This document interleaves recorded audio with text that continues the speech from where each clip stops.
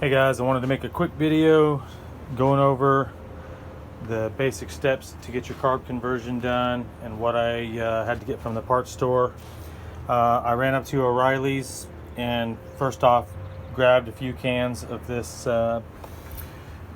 brake and parts cleaner, very inexpensive. I think it's about $2.99 a gallon.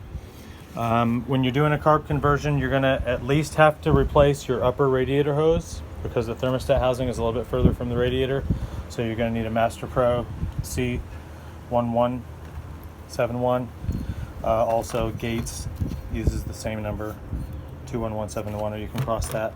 I'm going to use your standard hose clamps on the radiator side, and then I'm going to go with the quick disconnect side or type on the thermostat housing side for quick removal of the radiator.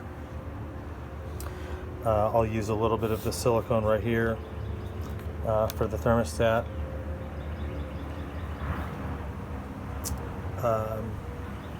I'll use ultra black for like my cam seal or any oil seals.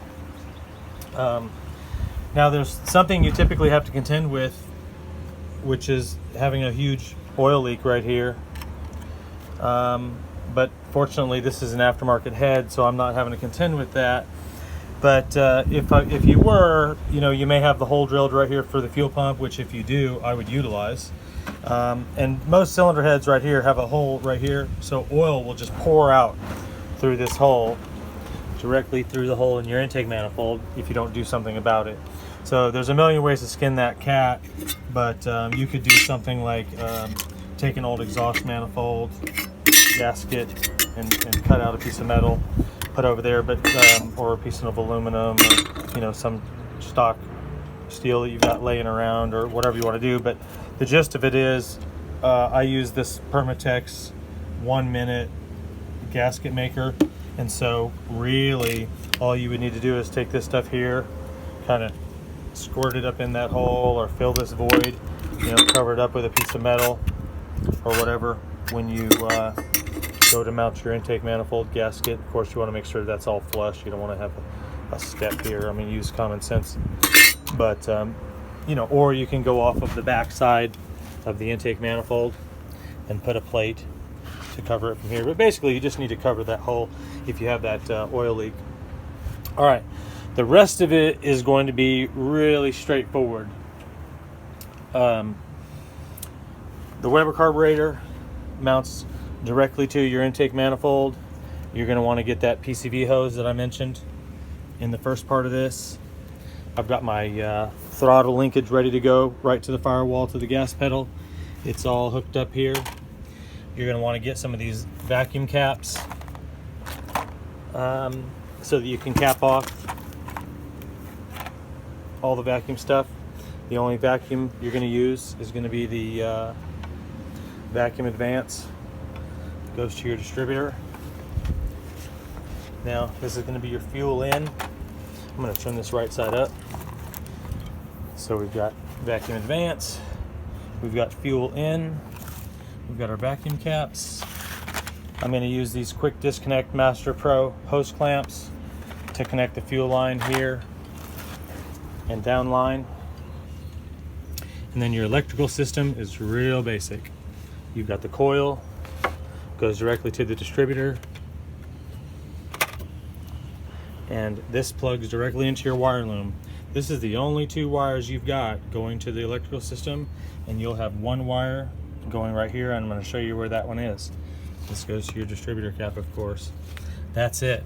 You've got a water line that comes out of the back of the manifold right under the carburetor, and you're going to want to run that over to where it connects to your heater bypass hose. And then again, I've got these Master Pro quick disconnect hose clamps that I'm going to use here and here. All right, now, and of course, you got your air cleaner. All right, I've got a surprise for you. I'm going to do something that I don't know if anyone's ever talked about, but this is the coil wire. This is the hot and the tachometer wire that goes to your coil, runs your electrical system. That's all there is to it, okay?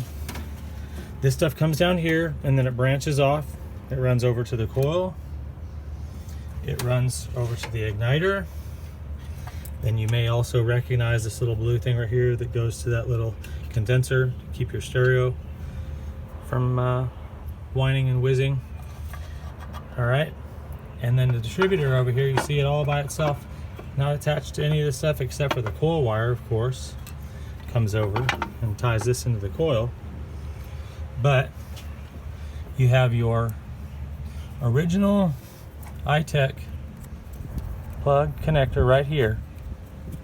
And what I'm trying to tell you guys is, I talked to Jerry a while back and I said, hey man, looks to me like the distributor runs completely independent of the fuel injection. I said, is there anything that stopped me from just plugging right in and running that iTech newer style electrical system with the carburetor? And Jerry said, nah, I don't see any reason why it wouldn't work. So, oh, by the way, this is an extra hot that comes out of this system, 12 volt hot, that usually goes to your idle air control valve, but we're gonna wire that one up to the choke. Remember I told you you had a 12 volt hot? It goes to your choke. That's it. So that's it. Okay, you gotta understand, this is the entire electrical system for a carbureted setup using the EFI, or if you just come off of here, this little jumper wire right here, you come off of this one, the black and red and the black and yellow, and you go straight to here, you're good to go. That's all it takes. Oh, the only other thing is, you have to know the coil has to be grounded. So this coil, these metal bosses right here, have to be grounded. And so the way they do that traditionally is they use this ground wire right underneath the wiper motor.